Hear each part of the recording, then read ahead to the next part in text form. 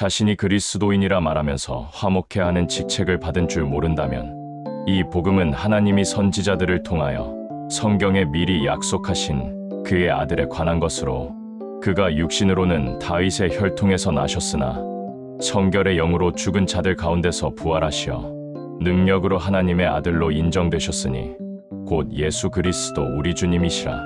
로마서 1장 2절로 4절. 마리아가 가서 예수와 같이 있던 사람들이 슬퍼하며 울고 있는 가운데 이 일을 고하였으나 마가복음 16장 10절. 그 후에 11 제자가 음식 먹을 때에 예수께서 저희에게 나타나사 저희의 믿음 없음과 마음에 완악한 것을 꾸짖으시니 이는 그들이 자기의 살아남을 본 자들의 말을 믿지 아니함이더라.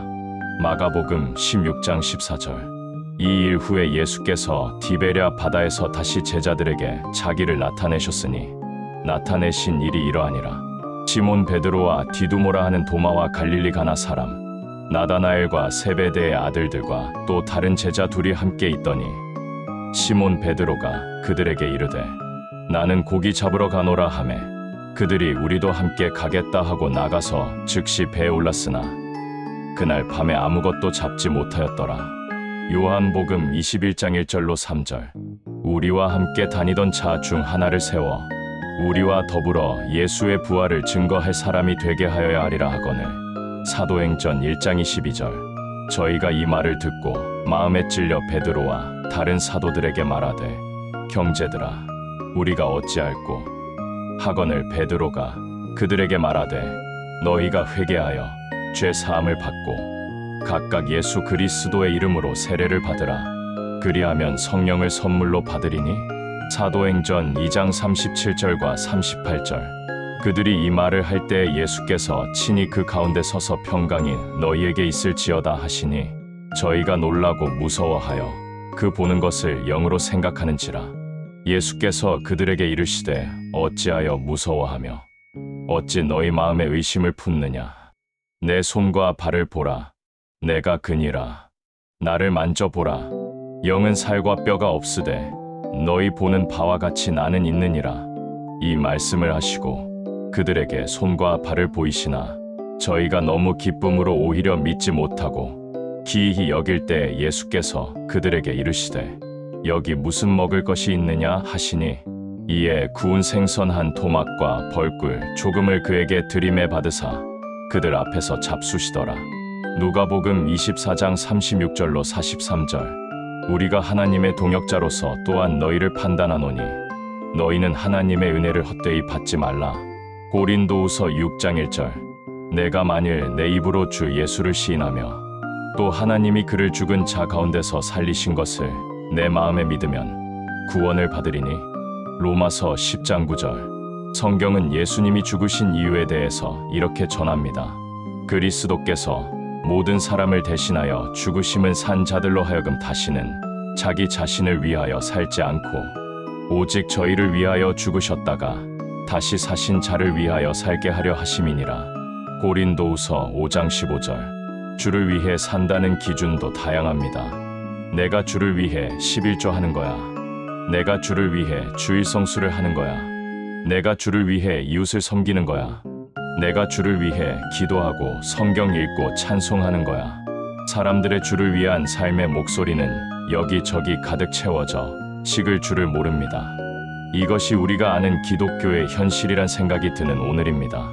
기독교는 예수의 십자가의 죽으심과 또 다른 하나 죽은 자 가운데서 부활하심, 이 두 가지 역사적인 사건 가운데 예수의 부활 사건 위에다가 기독교를 세워온 것이 아니라 예수의 고난받으시고 죽으신 예수의 십자가 위에다가 기독교를 세워왔음을 아십니까?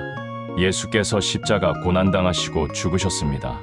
그리고 사흘 만에 죽은 자 가운데서 부활하셨습니다. 그 이후에 부활하신 예수께서 성령을 받으라며 제자를 향해 말씀하신 대로 제자들과 120명의 주를 따르던 이들은 성령 강림 사건을 경험합니다. 그리고 성령의 말하게 하심을 따라 복음을 선포했던 그 복음 선포를 듣게 된 자들 가운데 3,000명의 유대인들이 어찌할꼬 탄식하며 사도가 전해준 대로 예수 믿지 않은 죄를 회개하여 죄 사함을 받고 각각 예수 그리스도의 이름으로 세례를 받는 놀라운 일을 시작으로 기독교의 교회가 그와 같이 태동되었습니다. 조금 전 말씀드렸던 예수 십자가의 죽으심과 그 죽으셨던 예수께서 3일 만에 죽은 자 가운데서 부활하심, 이 둘 중에 그리스도의 교회가 십자가 사건 위에 세워지는 것이 맞는 것일까? 아니면 예수의 부활 사건 위에 교회가 세워지는 것이 맞는 것일까를 아는 것은 어려운 일이 아닐 것입니다. 이를 쉽게 알 수 있는 방법이 있습니다. 왜냐하면 사도행전 1장에서 사도들이 모여 가롯 유다의 자리에 한 사람을 세우자라고 하면서 우리와 함께 다니던 자 중 하나를 세워 우리와 더불어 예수의 부활을 증거할 사람이 되게 하여야 하리라 하며 선언하는 장면 하나만 봐도 알 수 있을 것입니다. 우리는 누구나 2000년 전으로 돌아가서 십자가에서 죽으신 예수님을 마음속 상상만으로 볼 수 있을 것입니다. 그렇게 물과 피를 쏟고 죽으신 예수님을 본 우리는 주님의 제자들과 같이 큰 슬픔과 두려움에 떨며 울고 있을 것을 생각하는 것은 사실 어려운 일이 아닐 것입니다. 그리고 3일 만에 죽으셨던 예수님이 살아나신 부활하신 주를 상상하여 마음속에서 볼 수 있는 것 또한 우리에겐 어렵고 불가능한 일이 아닐 것입니다.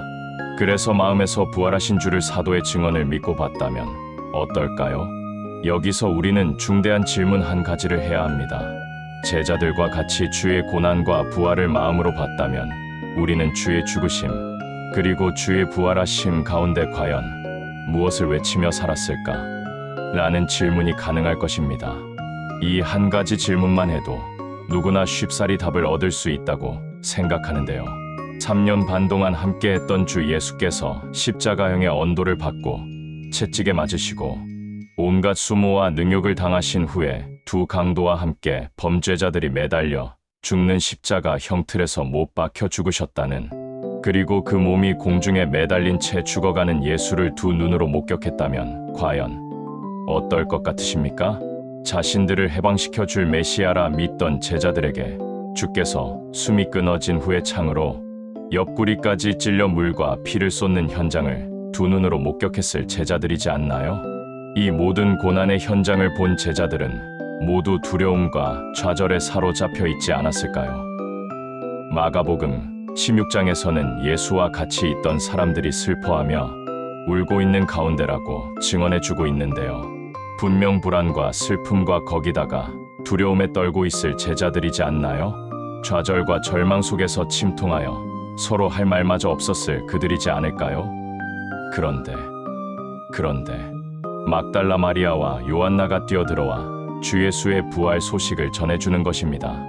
그리고 제자들이 모여있던 방의 문을 잠궈뒀음에도 갑작스레 나타나시어 부활의 몸으로 나타났을 그 상황이 그려지시나요?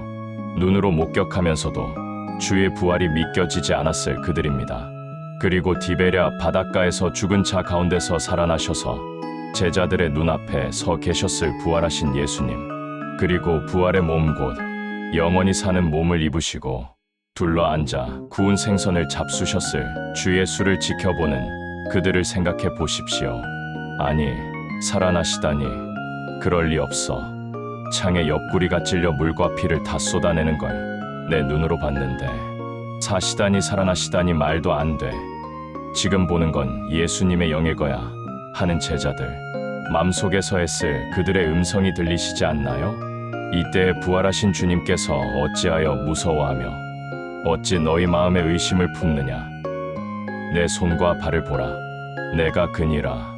나를 만져보라. 영은 살과 뼈가 없으되 너희 보는 바와 같이 나는 있느니라 라고 말씀하셨습니다.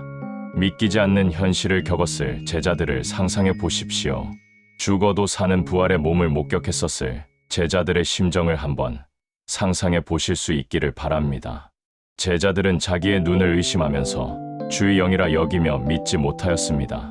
그러자 주님께서 영은 살과 뼈가 없으되 부활체 곧 부활의 몸은 다시는 죽지 아니할 몸으로서 나타내시며 보이신 것입니다. 자, 이러한 성경대로의 현장을 마음속에 그리는 것은 어려운 일이 아닐 것입니다. 이제 스스로에게 질문해 보시기 바랍니다. 예수님의 고난과 죽으심 그리고 죽은 자 가운데서 부활하신 모두를 두 눈으로 목격했다고 생각을 해 보신다면 여러분들이라면 어떠했을 것 같습니까? 밖에 나가서 무엇을 증거했겠습니까? 이것은 너무도 중대한 질문임을 아셔야 합니다. 과연 밖에 나가서 예수가 십자가에 죽으셨다. 십자가의 죽으심은 하나님의 사랑입니다. 예수의 십자가 죽음을 믿으셔야 합니다. 그래야 구원을 받을 수 있어요. 라고 하며 다녔을까요? 아니면 예수 그가 살아나셨다. 예수가 부활하셨다. 예수가 하나님이심을 부활로 증명해 보여주셨다. 부활하신 예수를 내 눈으로 똑똑히 봤소. 내가 이의 증인이오. 나는 내가 본 것을 말하지 아니할 수 없습니다. 나의 증언을 믿으십시오. 예수는 하나님이 사람 되신 그리스도요. 여호와 하나님이 하나님의 그 아들 되신 메시아 그분이란 말입니다. 그의 부활하심을 마음에 믿으셔야 합니다. 라고 하며 외치고 다니지 않았을까요? 성경은 사복음서와 사도행전 그리고 모든 서신서를 통해 부활의 증인이며 예수의 증인으로 남은 삶 전체를 드렸던 사도들이지 않습니까? 부활하신 예수를 증거하며 하나님의 그 복음을 선포했다고 성경은 줄곧 기록하고 있습니다. 그리고 오늘날에도 여전히 사도행전 1장 8절의 말씀대로 오직 성령이 너희에게 임하시면 너희가 권능을 받고 예루살렘과 온 유대와 사마리아와 땅 끝까지 이르러 내 증인이 되리라 라고 기록하신 대로 예수의 부활하심과 부활하신 예수를 마음에서 만나 예수를 여호와가 사람 되신 그리스도 즉 하나님의 그 아들로 마음에 믿은 사람들은 복음의 증인, 부활의 증인이 되어 땅 끝까지 이르러 내 증인이 되리라 라고 하신 그 되리라가 저절로 된 이들이 있음을 아셔야 합니다. 사람들은 예수 부활의 메시지를 전해 듣고 극과 극의 반응을 보이는 것을 볼 수 있습니다. 다 아는 부활을 왜 그렇게 자꾸 얘기하는 거요? 부활하지 마시오. 그러다 이단 되겠소. 그 말을 이렇게 바꿔보겠습니다. 우리도 예수가 살아나셨다는 것을 다 알아요. 예수가 죽은 자 가운데서 살아나셨다고 자꾸 말하지 마시오. 그러다 이단 되겠소. 그러나 정말 그 메시지에 귀를 기울이고 마음으로 듣는 사람들이 있습니다. 아, 부활이구나. 복음은 이렇게 간단한 것이구나. 내가 십자가에만 머물러 있던 사람이구나. 나는 핵심을 놓쳤던 사람이네. 아, 맞아. 그래. 사도들도 부활을 외치다가 순교했지. 부활로 십자가의 사랑이 얼마나 큰지 알겠네. 그래. 모든 사람들이 믿을 만한 확실한 증거가 부활인데 왜 내가 성경을 읽을 때 사도행전 17장 31절을 보지 못했을까? 저는 대박났어요. 와, 제게 빛이 임했어요. 제가 도무지 용서할 수 없는 사람에게 내가 당신을 100% 마음으로 다 용서했소. 라고 말했어요. 제 삶에 일어난 이 놀라운 복음의 소식이 나를 살렸어요. 이제 평강이 뭔지 알겠어요. 나도 예수의 제자가 되었어요. 나도 복음의 증인이 되었어요. 저는 이제 거듭났어요. 그렇게 복음을 마음으로 믿은 사람들은 한결같이 하나님의 동역자가 되었음을 보게 됐습니다. 하나님으로부터 화목케 하는 직책을 받은 것입니다. 모든 것이 하나님께로서 났나니 저가 예수 그리스도로 말미암아 우리를 자기와 화목케 하시고 또 우리에게 화목케 하는 직책을 주셨으니 이는 하나님이 그리스도 안에 계시사 세상을 자기와 화목케 하사 저희의 죄를 저희에게 돌리지 아니하시고 화목케 하는 말씀을 우리에게 맡기셨느니라. 그러므로 우리는 그리스도를 대신하는 대사로서 마치 하나님이 우리로 너희를 권면하시는 것 같이 우리가 그리스도를 대신하여 간구하노니 너희는 하나님과 화목하라. 고린도후서 5장 18절로 20절. 하나님을 믿지 않고 있는 사람들은 하나님과 화목한 관계가 결코 가질 수 없음을 아셔야 합니다. 그런 사람들에게 하나님과 화목하도록 하는 직책을 받은 사람들이 그리스도인들입니다. 만약에 자신이 그리스도인이라 말하면서 그 직책을 받은 줄 모른다면 다시 로마서 1장 2절로 4절의 하나님의 그 복음 앞에 서야만 합니다.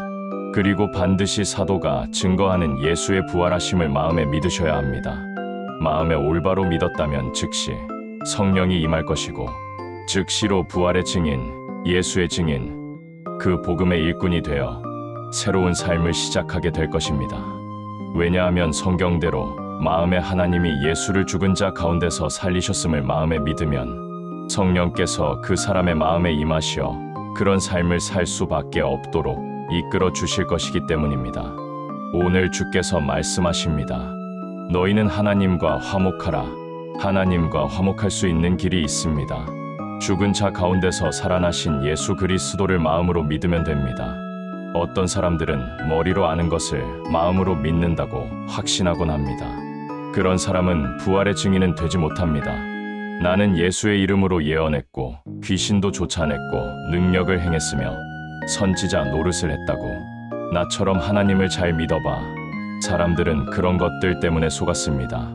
하나님을 마음으로 믿지 않으면 속는 것입니다. 마태복음 7장 21절로 23절을 보시기 바랍니다. 화목해 하는 직책을 받은 사람, 하나님의 동역자가 되고 하나님의 대사가 된 사람들이 하나님과 화목한 사람입니다. 하나님과 화목했으니 화목해 하는 직책을 받은 것입니다. 그래서 가장 중요한 것은 하나님의 그 복음입니다. 로마서 1장 2절로 4절의 그 복음입니다. 복음은 이 땅에서 잘 먹고 잘 사는 것에 대한 이야기가 아닙니다. 복음 선포는 예수를 선포하는 것입니다. 예수가 영원한 생명이기 때문입니다. 부활하신 예수 그리스도는 생명의 근원이시고 영원한 생명의 주인이십니다. 나는 십자가요, 생명이다 라고 말씀하신 적이 없으십니다. 나는 부활이요, 생명이다 말씀하셨지요. 복음은 영원한 부활에 대한 기쁨의 복된 소식입니다. 그 소식을 마음으로 믿고 받은 사람마다 기쁨의 소식을 선포하는 하나님의 동역자입니다. 예수를 위해 사는 것은 하나님과 화목하지 않은 사람들을 하나님과 화목해 하기 위함입니다. 할렐루야, 할렐루 할렐루야.